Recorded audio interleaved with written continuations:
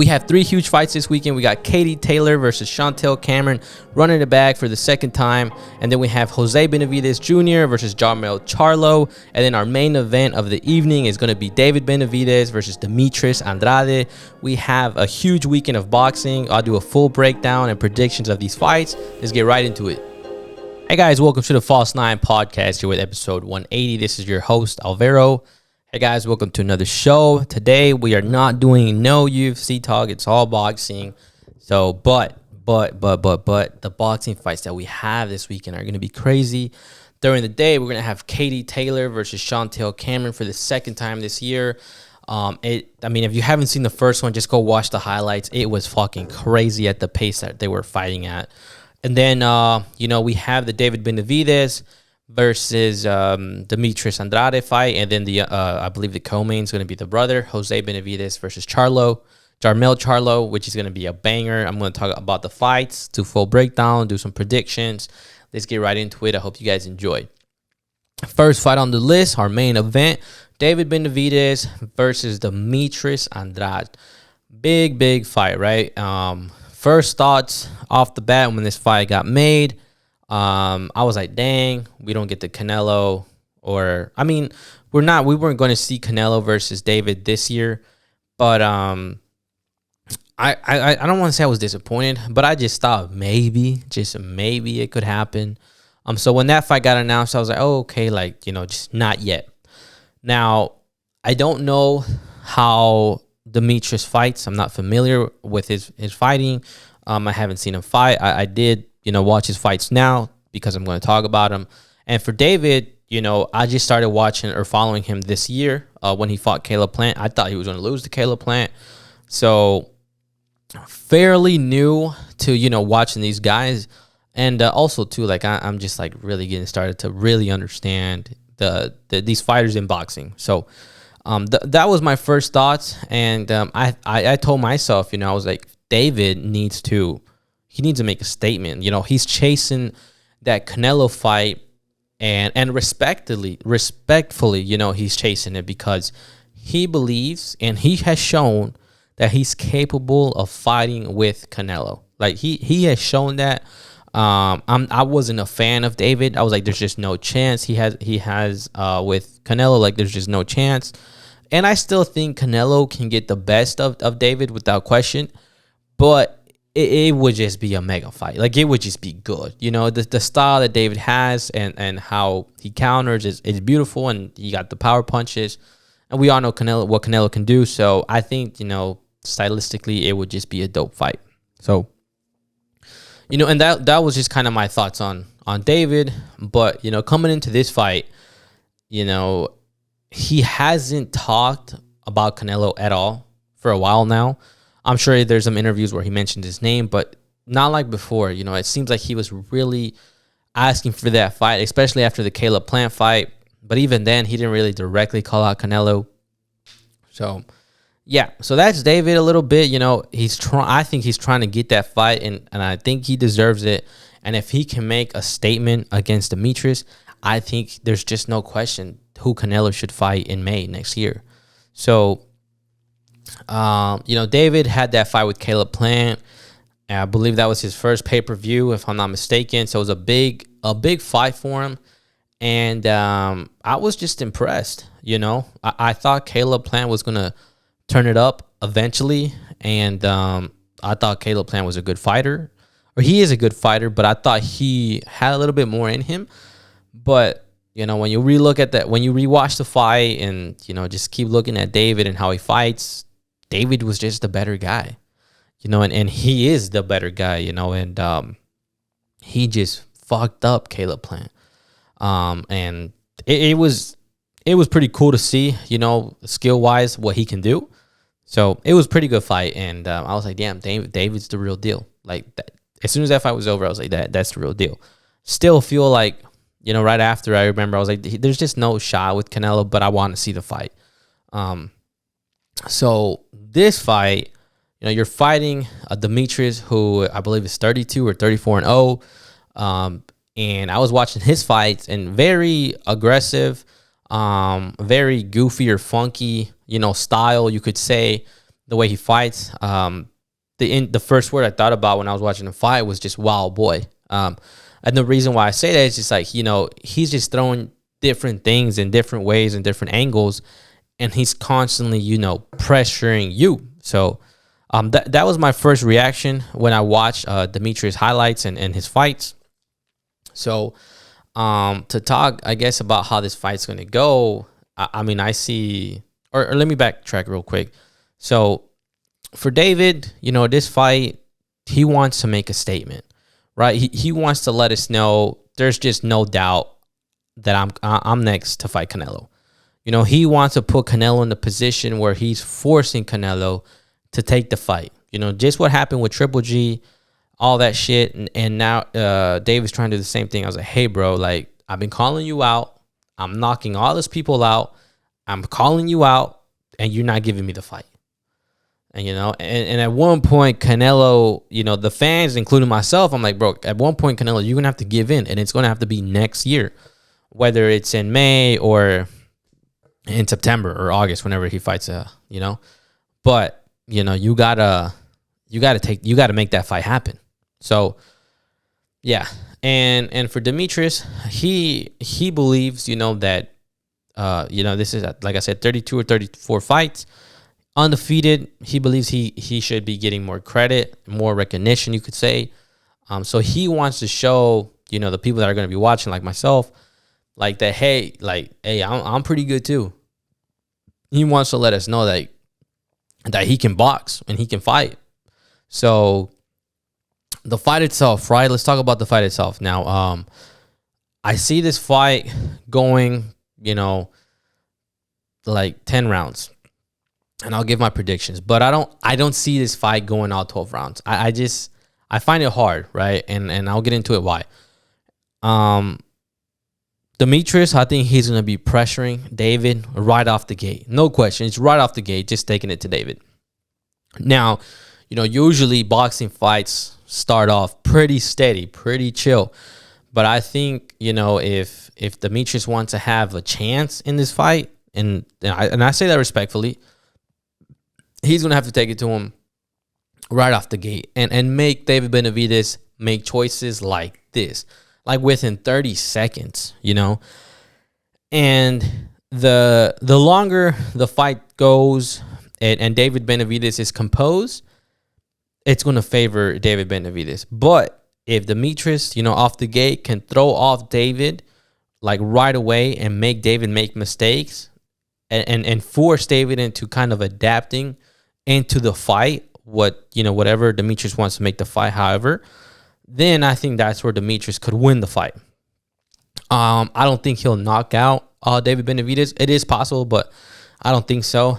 And if Demetrius does win, I think it'll be in a decision. I think he'll throw off David Benavidez off the gate, and he'll force David to fight, just in an uncomfortable way. And it'll just go all 12 rounds like that. And then Demetrius would win the decision. I don't think that's going to happen. I think, like I said, Demetrius is going to come out hot. I think David's going to be expecting that, and he's going to be ready. So he's going to know what to do already in the ring, do whatever he got to do, and then kind of let Demetrius know, like, hey, you're not going to do this with me, And then I just see David Benavidez, controlling the fight, I really like at 4 or 5. And I see him just start. That's where he really starts piecing up Demetrius. And then I see him knocking out Demetrius Andrade in round 8 or 9. If it happens like how it's going to happen, right? And that's only the 2 ways I see this fight going. I really don't see these guys like really just both of them like a 50-50 fight, just going at it like that. I don't see that happening. I don't see a like a one-sided fight where like it starts off slow and then either David or Demetrius just kind of run away with the fight. I don't see that happening either, right? I just see either Demetrius throwing off David and then taking it to a decision, and from the first round all the way to the last one, he wins, or David Benavidez adapts to that and does what he needs to do, and then round 4 or 5 he'll start to pick it up and start to pick apart Demetrius and then just just knock him out in round 8 or 9. You know, I think that's how it's going to happen. We'll see how it goes. And if David does get the knockout, you better yell and ask and tell the world, hey, I knocked this dude out. I want Canelo next. Let us know, you know, and put that pressure on Canelo, right? You're the young guy. You're hot, you know, you're strong, like you're new, right? Like, put that pressure on Canelo, right? You call yourself the Mexican Monster.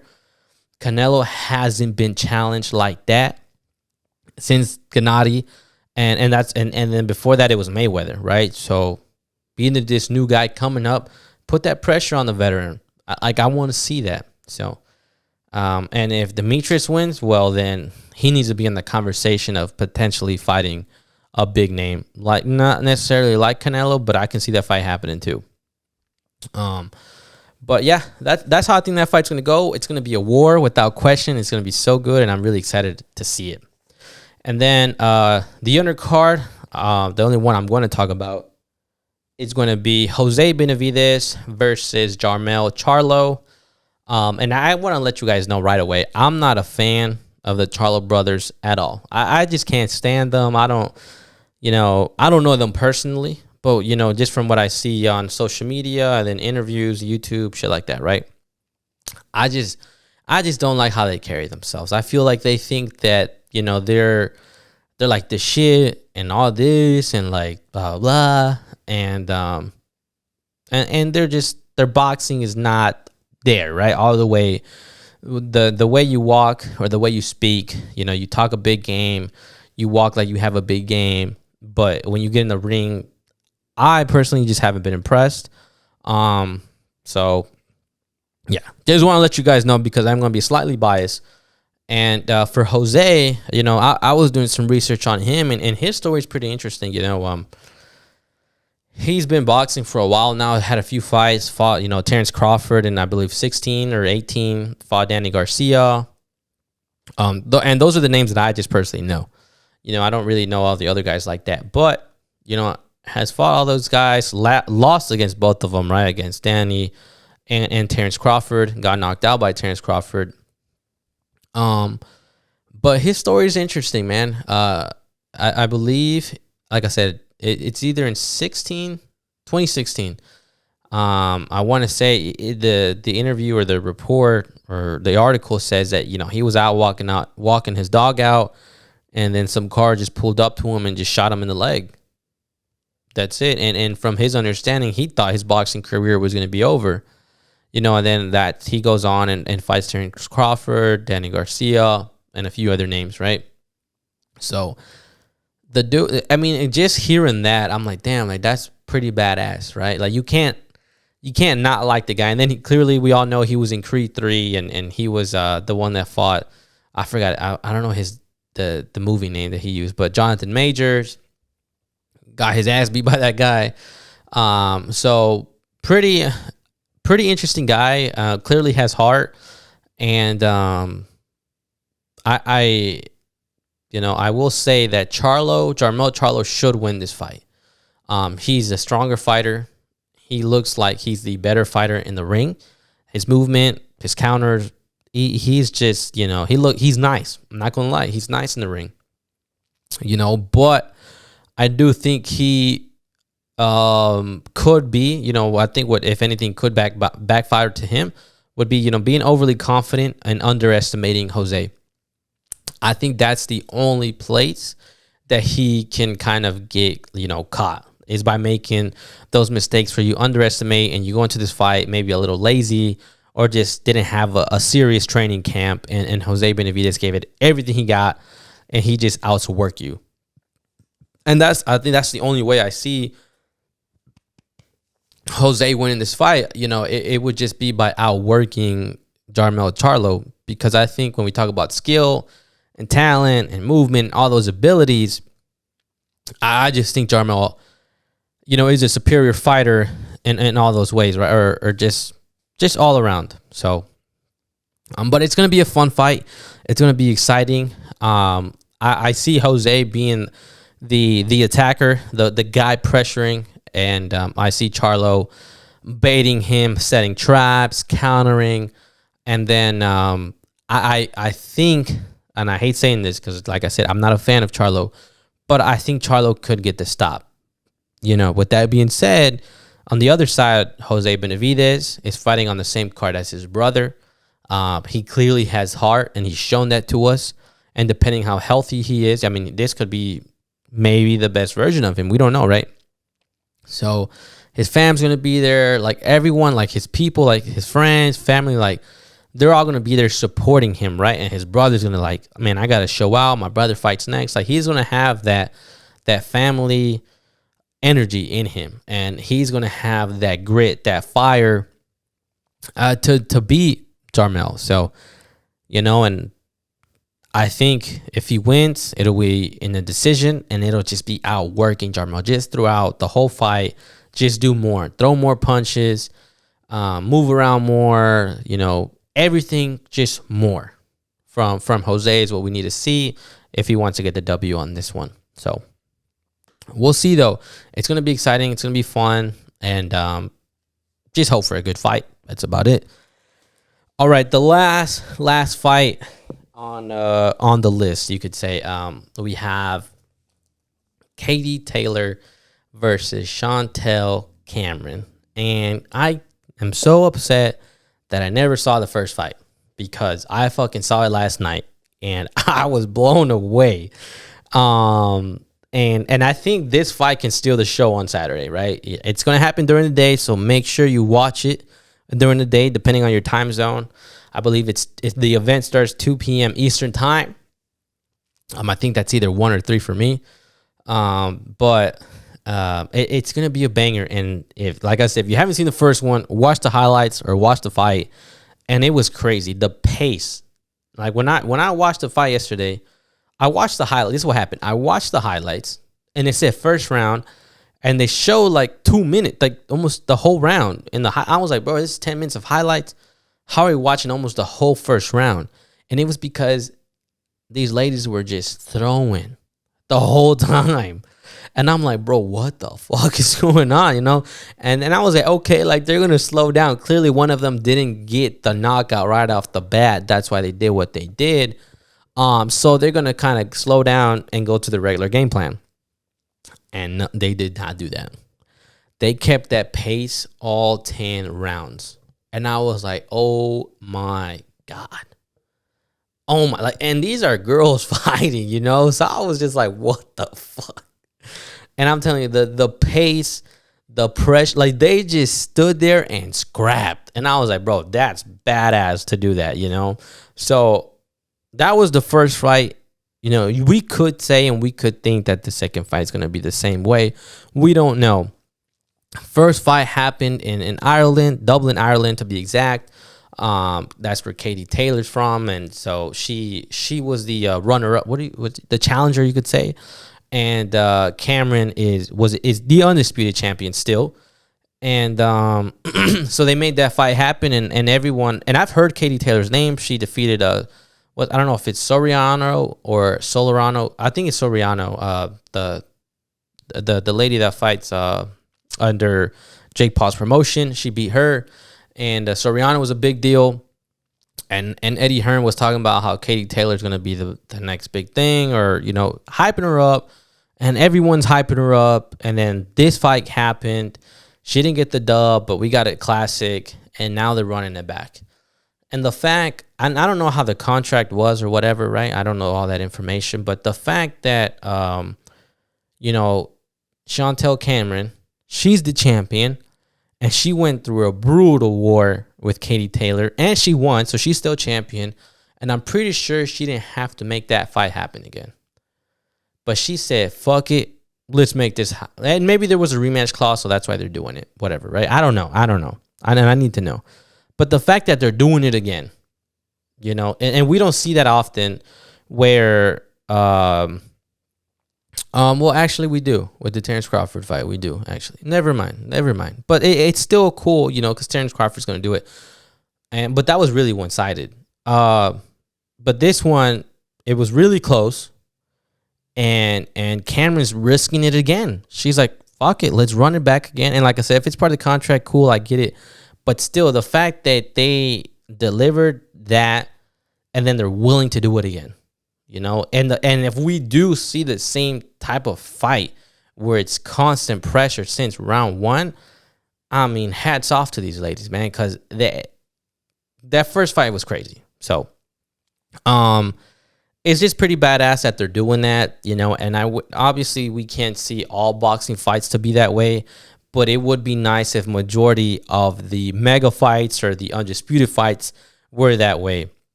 And to put it in perspective a little bit, at the end of the fight, the last seconds, Katie Taylor was throwing everything, and literally when it was over, she was falling because how tired and exhausted she was.